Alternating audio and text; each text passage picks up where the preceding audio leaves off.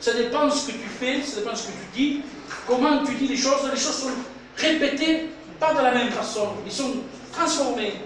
Alors c'est très important. Un jour, il y avait un chrétien avec sa femme, ils se sont dit 2 mots, comme ça on fait des choses de la vie. Moi, Janine, je parle avec toi, ici, là-bas, mais si vous voulez, moi, le pasteur, mais c'est pas mon pasteur. C'est ma femme, c'est des choses de la vie, des choses quotidiennes. Il m'a oublié peut-être une chaussure de l'autre côté, il m'a mis peut-être une chemise qui ne m'a pas repassé, je crie un peu, vite, c'est l'heure d'arrivée. Et c'est pour ça que je suis mauvais pasteur. Et c'est pour ça que Janine, c'est une mauvaise chrétienne. Ça arrive des fois, c'est des choses de la vie, ça. Mais il y a un chrétien qui a vu un pasteur faire ça, il a dit des choses en disant, le pasteur s'est quitté avec sa femme, parce que l'autre s'est disputé avec sa femme, l'autre a dit, il s'est disputé dans son quitté. Et la dernière, les oreilles, ils sont quittés à vie. C'est pas vrai, parce que les choses, ils ajoutent, et c'est dit de l'autre façon. Et c'est pas vrai. Attention, ce que nous disons, ce que nous entendons, nos oreilles ne sont pas des poubelles, ne soyons pas négligents dans ces choses-là. Soyons sérieux, frères et sœurs. Soyons sérieux. Oui, sortez du milieu d'eux. Matthieu 6, 24, il dit, nul ne peut servir 2 maîtres. Car il agira à l'un, il aimera l'autre. Ou il s'attachera à l'un et méprisera l'autre. C'est important la parole de Dieu. La parole de Dieu, c'est une parole saine. Et nous devons veiller à ce que rien vienne nous troubler. Parce que la parole de Dieu, c'est la sainteté, c'est la vérité. Josué chapitre 1, verset 8. Que ce livre de la loi, ne soyons pas négligents, frères, de la Bible, le livre de la loi. Que ce livre de la loi ne s'éloigne pas de ta bouche. Médite-le jour et nuit. Ça veut dire quoi tout ça? Que si on est négligent, jour et nuit, vous vous compte, jour et nuit. Jour et nuit. Vous savez qu'il y en avait qui se remplaçaient, je parle un peu historiquement, bibliquement, dans le temple à Jérusalem, il y avait le lieu très saint, il y avait le chandelier. Le chandelier, il fallait qu'il soit allumé du matin jusqu'au soir. Mais à vie, à perpétuité. Mais comment on faisait ça? Alors on se remplaçait. 5 heures, 6 heures, 7 heures chacun. Donc celui qui devait passer la nuit, il fallait qu'il veille sur que le chandelier soit allumé. Donc il fallait qu'il mette de l'huile à chaque fois, parce qu'il y avait la mèche qui était allumée. Donc l'huile se gaspillait, donc à chaque fois, ils ajoutaient de l'huile. Celui qui faisait la journée, c'était bien, mais celui qui s'attendait la nuit, il fallait qu'il mette de l'huile dans la lampe du chandelier. Et si quelqu'un oubliait de mettre de l'huile, parce qu'à un moment donné, 1h du matin, 2h du matin, force à force, il faisait chaos, ça aurait pu pour n'importe qui. Mais quand il rentrait le souverain sacrificateur pour regarder 2 fois, parce qu'il avait tout de rôle, parce que c'était sacré, il fallait que ça reste allumé. La lumière, il ne fallait pas qu'elle s'éteigne. C'était la loi de Dieu. Les frères et sœurs, la loi de Dieu, que nous ne puissions pas nous éteindre. Restons toujours allumés. Amen. Ne restons pas dans les ténèbres. Gardons toujours la lumière de Dieu dans notre cœur. Et quand quelqu'un dormait, vous savez ce qu'on faisait? On le prenait. On enlevait la tenue du sacrificateur. On arrachait. C'est un peu comme un soldat, vous savez, on arrache. T'es pas digne. On arrachait la tenue. On enlevait la tenue. On le mettait dehors du camp. Du plus digne. On le destituait. On le destituait. Ça veut dire le mot destituer. C'est-à-dire, on le mettait dehors. Et il était plus digne d'être souverain sacrificateur. C'est sacré. C'est ton rôle. Ma soeur, mon frère, ton rôle à toi, c'est de porter lumière autour de ton quartier, dans ta maison. Si tu ne portes pas lumière, que tu portes un mauvais témoignage, tu n'es pas digne d'être chrétien.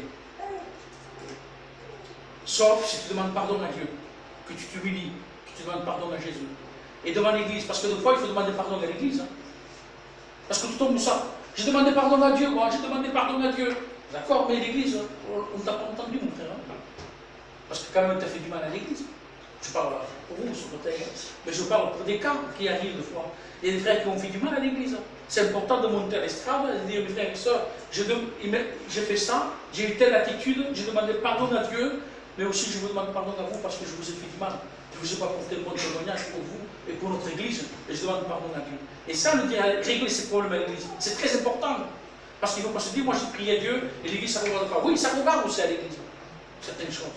Ça regarde. Oui, que ce livre de la loi ne s'éloigne pas de ta bouche. Médite-la jour et nuit pour agir fidèlement selon tout ce qui est écrit, car c'est alors que tu auras du succès.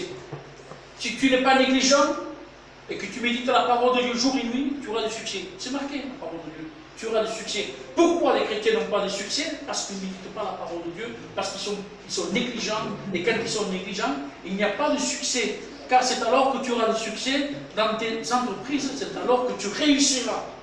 Tu réussiras ta vie chrétienne. Josué chapitre 1, verset 8. Josué chapitre 11, verset 5. Josué 11, 5 dit, Josué exécutant les ordres de l'Éternel. Est-ce que ce matin, nous exécutons les ordres de Dieu? Et Josué exécuta les ordres de l'Éternel à Moïse, son serviteur. Et de Moïse à Josué. Il ne négligea rien. Josué dit, il ne négligea rien de tout ce que l'Éternel avait ordonné à Moïse. Parce que Moïse, c'était le porte-parole de Dieu. Moïse disait ça au peuple. Et Josué exécutait, il mettait en pratique tout ce qu'il entendait de la bouche de Moïse. Il ne négligea pas de ce que l'Éternel avait ordonné par la bouche de Moïse. C'est ainsi que Josué s'empara de tout le pays. Josué eut de la victoire parce que lui, il exécuta. Il ne négligeait pas la parole de Dieu. Et c'est pour ça qu'il gagnait les batailles. Frères et sœurs, voulez-vous gagner des guerres dans votre vie chrétienne? Amen. Moi, je vais gagner mes guerres à moi. Toi, tu as les tiennes, moi, j'ai les miennes. Moi, je vais gagner les miennes. Parce que mes guerres à toi et les guerres à moi ne sont pas les mêmes. Toi, tu as ta guerre, moi, j'ai ma guerre. Toi, tu as tes problèmes, j'ai mes problèmes. Tu as ta difficulté, j'ai mes difficultés. Tu as tes tentations, j'ai les miennes. Est-ce que vous comprenez, les frères?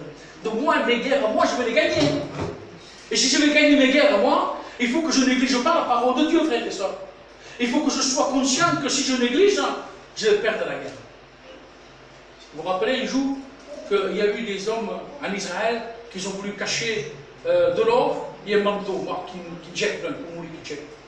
Bon, vous rappelez le qui jette. Bon, quelle veste, je vais vous la prendre. Tout le monde va se spanter de moi.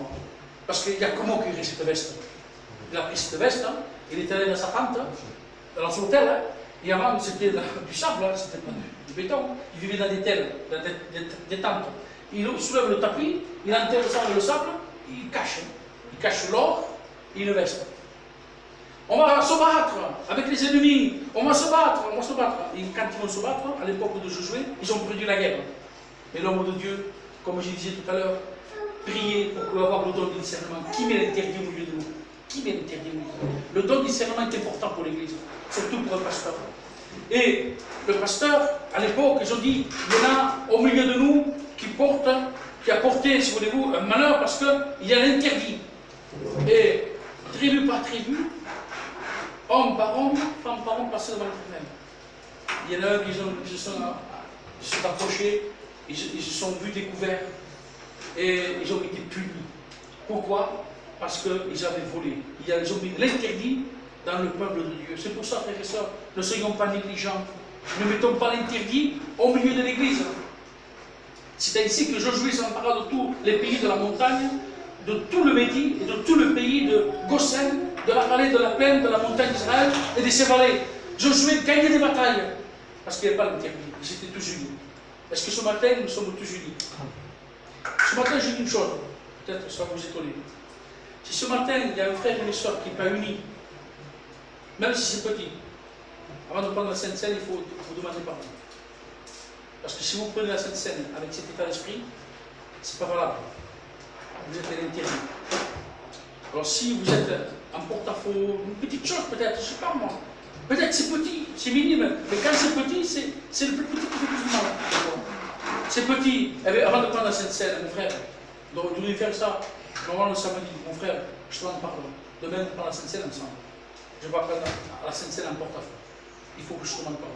Ça c'est important, très important, de prendre la Sainte Seine en paix. Sinon, ne la prends pas.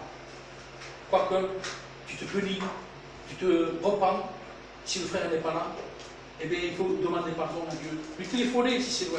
Il faut régler les problèmes. Il ne faut pas qu'il y ait interdit au milieu de nous pour que nous puissions avoir la victoire dans l'Église. Josué 18, verset 3. Josué dit aux enfants d'Israël, jusqu'à quand négligerez-vous de prendre possession du pays que l'Éternel Dieu, vos pères, nous ont donné? Jusqu'à quand vous avez négligé? Jusqu'à quand vous en avez négligé? Tu peux. Dieu te l'a donné. Pourquoi tu négliges? Dieu t'a donné un cadeau. Pourquoi tu négliges? Dieu t'a donné la possibilité. Pourquoi tu ne négliges? Et Josué chapitre 18, verset 3, il dit jusqu'à quand négligerez-vous de prendre possession? Dieu nous a donné et nous négligeons. Et nous négligeons. ne faut pas négliger. Dieu nous l'a donné, il faut que tu le prennes par la foi. Nous allons lire un dernier texte, hein, parce que j'en ai d'autres, mais je vais sauter. Hébreux chapitre 2, verset 3. Comment échapperons-nous? Comment échapperons-nous en négligeant un si grand salut? Annoncé d'abord par le Seigneur, nous a été confirmé par ceux qui l'ont entendu, donc par les apôtres. Comment échapperons-nous si nous négligeons un si grand salut? Donc ce matin, je pense que la parole de Dieu, vous l'avez compris, frères et sœurs, ne négligeons pas les choses de Dieu. Ne négligeons pas la prière. Ne négligeons pas dans le foyer du couple.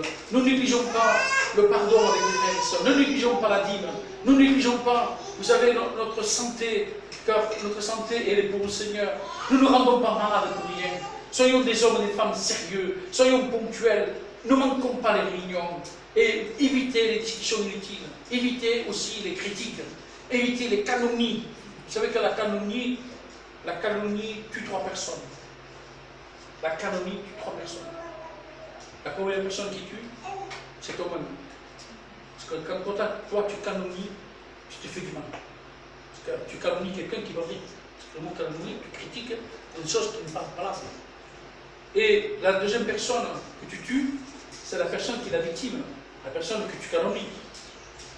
Et la troisième personne que tu tues, c'est la personne qui écoute, qui est à côté de toi. Donc la calomnie tue 3 personnes. Toi, la victime, celui qui écoute. Attention, la calomnie, c'est le caractère du diable. La calomnie, le mot calomnie, c'est diable. Calomnie, diable, c'est la même chose. Attention à la calomnie. Ne négligeons pas ces choses. Soyons sérieux.